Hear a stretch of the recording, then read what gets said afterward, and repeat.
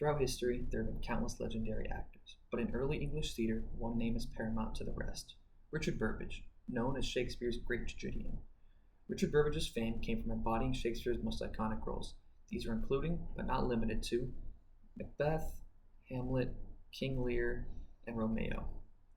He wasn't exclusively partaking in Shakespeare's plays, though, as he played in other roles by famous directors as well, such as Ben Jonson and John Marston.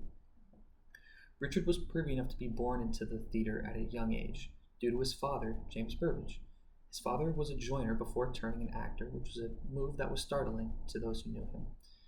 Leading Leicester's Men, his father and his brother-in-law created the first ever The Theatre in 1576. This theater was literally called The Theatre. James later purchased a theater called Blackfriars Theatre in 1596, though local opposition led by Lady Elizabeth shut it down, and unfortunately he died without a will the following year. Life as a player, which was the Elizabethan word for actor, wasn't glamorous, especially not compared to today's standards. For instance, boys played the female roles and earned the lowest pay. Ordinary actors made solely a shilling a day, while the middle actors earned two. Just like today, the real wealth lie with the shareholders, who earned the most amount of money. To give perspective, 2 shillings a day, which is about the mean income for actors in that age, equates to about 28 modern US dollars, which makes them a bit more people like Burbage and Shakespeare who shared that money in the more of the middle class income. Richard's wealth wasn't just financial though, as his performing artistry was unparalleled at the time. Perhaps his most celebrated role, Hamlet, was performed around 1600 or 1601 when Burbage was in his early 30s.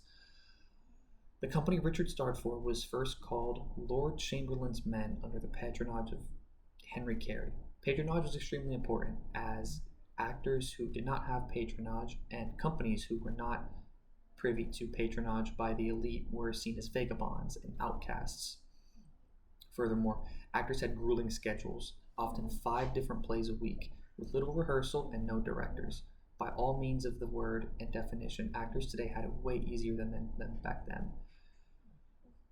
Despite these unruly conditions, Burbage elevated acting into an art that is now seen as timeless and optimal for how acting should be.